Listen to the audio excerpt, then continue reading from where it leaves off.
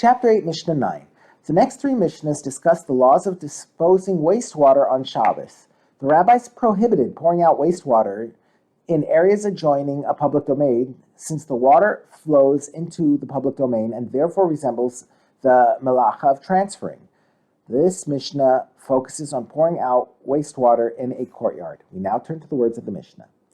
If a courtyard situated next to a public domain is less than 4 amos by 4 amos in area, we may not pour out wastewater into it on Shabbos, since the amount of wastewater normally poured out in a day cannot be absorbed by a courtyard of this size and will therefore flow out into the public domain.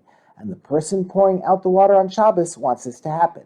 The rabbis were concerned that if one were allowed to intentionally cause water to flow into a public domain, he might also pour it directly into the public domain. The Mishnah teaches an exception to this prohibition. It is prohibited to pour wastewater into a courtyard smaller than 4 amos square unless they made a cesspool for it. That could contain 2 sa'ah of water below the overflow hole that empties it into the public domain. Since such a cesspool is large enough to hold all of the day's sewage and thereby prevent it from flowing into the public domain.